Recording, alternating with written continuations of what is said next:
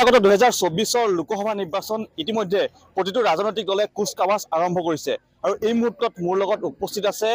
অসম গণ পৰিষদৰ কেইবাগৰাকীও কাৰ্যকৰ্তা আৰু ইতিমধ্যে সন্মানীয় শোণিতপুৰ লোকসভা সমষ্টিত মিত্ৰ দলৰ যিগৰাকী প্ৰাৰ্থী ৰঞ্জিত দত্ত কিদৰে তেওঁলোকে জিকোৱাৰ ক্ষেত্ৰত ভূমিকা পালন কৰিব কিদৰে ৰণকৌশল তেওঁলোকে প্ৰস্তুত কৰিছে চেষ্টা কৰিম মই আপোনালোকৰ ওচৰলৈ পোনে পোনে আহিছোঁ সমাগত লোকসভা নিৰ্বাচন আৰু মিত্ৰ দলৰ প্ৰাৰ্থী ইতিমধ্যে ৰঞ্জিত দত্তক আগবঢ়াইছে আপোনালোকে কিদৰে ৰণকৌশল কিদৰে প্ৰস্তুত কৰিছে আমি জয়জতে আপোনালোক ধন্যবাদ জনাইছোঁ যে আজি নিৰ্বাচনৰ এই সময়ত আপোনালোকে আমাৰ অসম গণ পৰিষদ দলৰ এই কাৰ্যালয় প্ৰাংগণত আপোনালোক উপস্থিত হৈছে যে ইতিমধ্যে ৰঞ্জিত দত্তক মিত্ৰ দলৰ প্ৰাৰ্থী হিচাপে আগবঢ়াইছে আৰু আমি গহপুৰ সমষ্টি আপোনালোকে জানে যে এতিয়া বিভিন্ন জাতি জনগোষ্ঠীৰ এটা সংমিশ্ৰণৰ অসম গণ পৰিষদৰ এই সমষ্টি এটা দুবাৰকৈ আমি শাসনত অধিষ্ঠিত হৈছোঁ আৰু আমাৰ এতিয়া নতুন যিটো ডিলিমিটেশ্যন হৈছে ডিলিমিটেশ্যনৰ জৰিয়তে আমাৰ যিটো 34টা আমাৰ পঞ্চায়ত আছিলে এখন নগৰ আঞ্চলিক আছিলে নগৰ পৌৰসভা আছিলে এতিয়া ডিলিমিটেশ্যনৰ কাৰণে আমাৰ 6টা পঞ্চায়ত ইতিমধ্যে 42 সমষ্টিৰ সংলগ্ন হৈছে আৰু এতিয়া আমাৰ ভোটাৰ প্ৰায় 2,12,000 আমাৰ ভোটাৰ আছে 198টা আমাৰ ভোট কেন্দ্ৰ আছে আৰু ইতিমধ্যে আমাৰ সমষ্টি কমিটিৰ উদ্যোগত আমাৰ বিভিন্ন আঞ্চলিক কমিটিৰ সহযোগত ইতিমধ্যে আমাৰ 198টা যি ভোট গ্ৰহণ কেন্দ্ৰ সেইখন মানে কেন্দ্ৰ কমিটি আমাৰ গঠন কৰাৰ প্ৰস্তুতি প্ৰায় সম্পূৰ্ণ হৈছে আৰু আমি আশা কৰিছোঁ যাতে অসম গণ পৰিষদ দলৰ যি ভেটি এই ভেটি অতি শক্তিশালী ভেটি আছিল এটা সময়ত আৰু এতিয়াও আমাৰ অসম গণ পৰিষদৰ যিকোনো আঞ্চলিকত আমাৰ স্থিতি সবল হৈ আছে আৰু আমি আশা কৰিছোঁ যাতে এইবাৰ আমাৰ মিত্ৰজোঁটৰ যিগৰাকী প্ৰাৰ্থী ৰঞ্জিত দত্ত ডাঙৰীয়া আমাৰ লগত অতি সম্পৰ্ক মধুৰ আৰু আমি তেওঁ এজন পুৰণা ৰাজনীতিজ্ঞ তাৰ উপৰিও তেওঁৰ গহপুৰ সমষ্টিৰ লগত ইতিমধ্যে তেওঁ এটা সম্পৰ্ক ৰক্ষাও কৰিছে আৰু আমি আশা কৰিছোঁ যাতে এইবাৰ অন্ততঃ আমাৰ টোটেল আমাৰ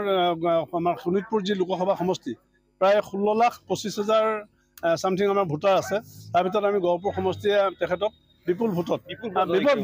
আমি আপোনাৰ ওচৰলৈ আহিছোঁ এফালে আম আদমি পাৰ্টি এফালে কংগ্ৰেছ তাৰ মাজত যিগৰাকী ৰঞ্জিত দত্ত কিদৰে জিকাই নিব ভাৰতবৰ্ষত নৰেন্দ্ৰ মোদীৰ নেতৃত্বত এখন শক্তিশালী চৰকাৰ চলি আছে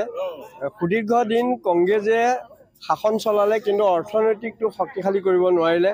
বাণিজ্যিক ক্ষেত্ৰতে হওক বা বৈদেশিক মুদ্ৰা আহৰণৰ ক্ষেত্ৰত ব্যৰ্থ হৈছে নৰেন্দ্ৰ মোদীৰ নেতৃত্বত ভাৰতবৰ্ষত যি আমাৰ অস্ত্ৰ ব্যৱসায়ৰ পৰা আৰম্ভ কৰি জাহাজ ব্যৱসায়লৈকে আৰম্ভ হৈছে আৰু তেখেতৰ বলিষ্ঠ নেতৃত্বত ভাৰতবৰ্ষত পুনৰ বিজেপি চৰকাৰ হ'ব আৰু আমি আমাৰ অসমত বিজেপিৰ লগত আমাৰ মিত্ৰতাত আছে অসম গণ পৰিষদ দল আমাৰ মিত্ৰ দলৰ প্ৰাৰ্থী ৰঞ্জিত দত্ত ডাঙৰীয়াক প্ৰাৰ্থিত্ব দিছে আমি আমাৰ গহপুৰৰ অলপ আগতে আমাৰ জ্যেষ্ঠজনে কৈছে আমাৰ বোৰ্ড পৰ্যায়লৈকে আমাৰ সংগঠন শক্তিশালী হৈ আছে মজবুত আছে অতীতত আমাৰ ভেটি আছিলে এইটো গতিকে আমি তেখেতক বিপুল ভোটেৰে জয়লাভ কৰিম কিদৰে সহায় কৰিব এইবাৰ নিশ্চয় মই বিশেষ নকওঁ আমাৰ জ্যেষ্ঠসকলে বহুতখিনি কথা কৈছে আমাৰ ভেটি গহপুৰ সমষ্টি শক্তিশালী হৈ আছে মই এটাই কথা কওঁ আকৌ এবাৰ প্ৰধানমন্ত্ৰী মোদী ডাঙৰীয়া তৃতীয়বাৰৰ কাৰণে হৈ আছে মহিলা মৰ্চাৰ ব্যক্তি মই আপোনাৰ ওচৰলৈ আহিছোঁ কওকচোন যথেষ্ট আপোনালোক সবল যিহেতু গহপুৰত কিদৰে আগবাঢ়িছে এবাৰ আমিতো যথেষ্ট সবলে হৈছোঁ কাৰণ গণেশ কুটুম ডাঙৰীয়াৰ দিনত যেনেকৈ মানে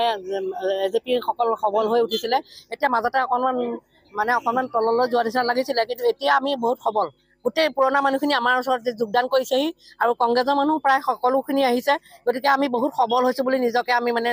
অনুশোচনা কৰিছোঁ আৰু এতিয়া যিগৰাকী মানে যিজন উঠিছে ৰঞ্জিত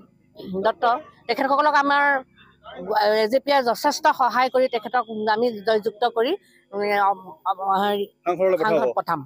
নিৰ্বাচনৰ দিন চমু চাপি অহাৰ লগে প্ৰতিটো ৰাজনৈতিক দলে কুচকাৱাজ আৰম্ভ কৰিছে নিৰ্দিষ্ট ৰণনীতি প্ৰস্তুত কৰিছে আৰু এয়া আছিলে অসম গণ পৰিষদৰ কেইবাগৰাকীও কাৰ্যকৰ্তাৰ তেওঁলোকৰ ৰণনীতি আমি জানিবলৈ চেষ্টা কৰিলোঁ কিদৰে তেওঁলোকে মিত্ৰজোঁটৰ যিগৰাকী প্ৰাৰ্থী ৰঞ্জিত দত্তক জয় কৰিব আগন্তুক লোকসভা নিৰ্বাচন